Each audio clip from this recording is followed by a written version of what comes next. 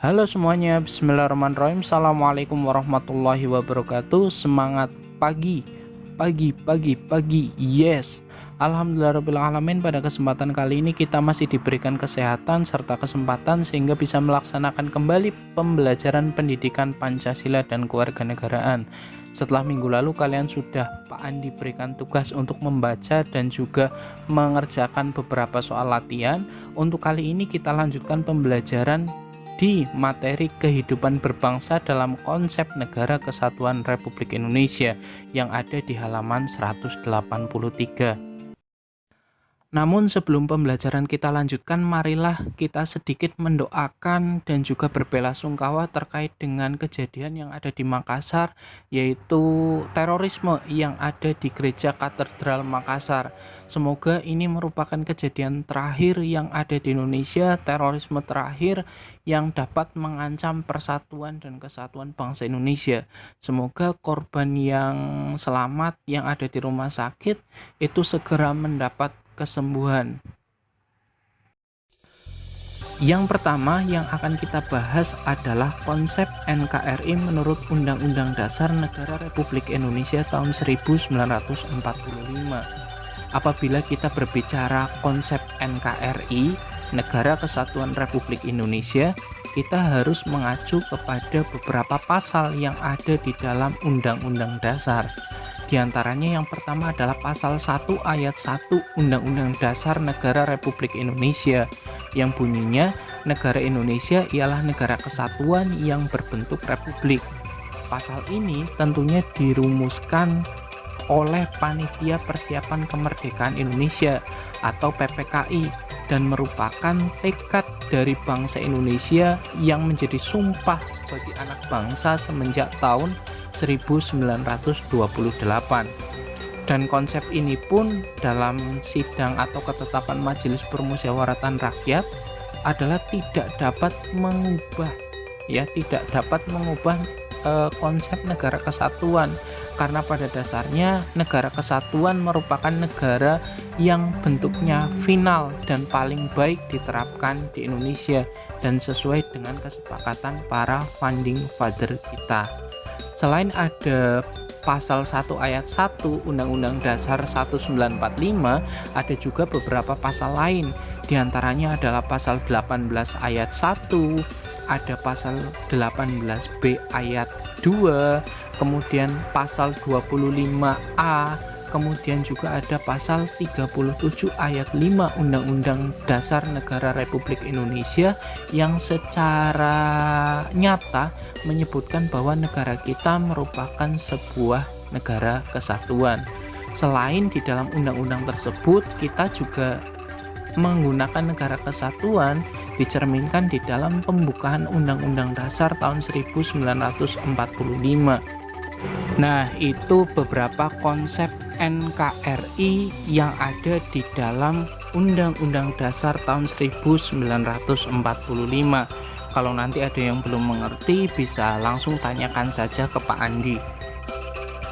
Kemudian bahasan kita yang kedua, kita akan membahas terkait dengan keunggulan Negara Kesatuan Republik Indonesia dibandingkan dengan negara-negara lain. Tentu saja kalian sudah tahu dan pasti sudah paham keunggulan apa saja sih yang dimiliki negara kita. Namun tidak ada salahnya Pak Andi akan mengingatkan kalian keunggulan-keunggulan yang dimiliki oleh negara kita. Untuk keunggulan Negara Kesatuan Republik Indonesia yang pertama, tentu dilihat dari jumlah dan juga potensi penduduknya yang cukup besar. Bahkan Indonesia menempati urutan keempat di dunia setelah Tiongkok, kemudian ada India dan juga Amerika Serikat. Tentu saja jumlah penduduk yang besar ini apabila dikelola dengan baik akan menghasilkan penduduk-penduduk yang bermanfaat, yang berpotensi untuk membangun negara. Kemudian keunggulan yang kedua adalah memiliki keanekaragaman dalam berbagai aspek kehidupan sosial budaya seperti adat istiadat, bahasa, agama, kesenian, dan lain sebagainya. Bahkan keanekaragaman ini tidak membuat kita terpecah-pecah atau terkotak-kotak. Keanekaragaman ini menjadikan kita semakin bersatu dan menjadi negara kesatuan Republik Indonesia. Kemudian keunggulan yang ketiga dalam pengembangan wilayah, kita mempunyai konsep wawasan Nusantara yang konsepnya kalian tentu masih ingat ada Trigatra dan juga Pancagatra. Kemudian yang keempat, semangat Sumpah Pemuda yang selalu merasuki jiwa dan kalbu bangsa Indonesia, sehingga kita sama-sama mempunyai keinginan untuk tetap bersatu. Kemudian yang kelima adalah memiliki tata krama atau keramah tamahan sejak dahulu kala yang tidak dimiliki oleh negara lain. Dan yang keenam, letak wilayah Indonesia yang sangat strategis di posisi silang dunia di antara dua benua dan juga dua samudra, sehingga amat ramai, mudah untuk dikunjungi dan disinggahi dan memiliki potensi yang sangat luar biasa. Kemudian yang ketujuh, keindahan alam Indonesia sudah tidak diragukan lagi. Pantai-pantai, gunung, dan lain sebagainya. Kita punya itu semuanya. Kemudian di Indonesia juga merupakan wilayah negara yang sangat luas. Terdiri dari 5.193.250 km persegi. Yang kalau kita hitung jumlah lautannya itu lebih luas daripada jumlah daratannya. Dan yang terakhir, tanahnya amat subur dan kaya akan sumber daya alam. Kemudian untuk penugasan minggu ini silakan kalian tuliskan perwujudan kebanggaan kalian sebagai warga negara Indonesia dalam kehidupan sehari-hari.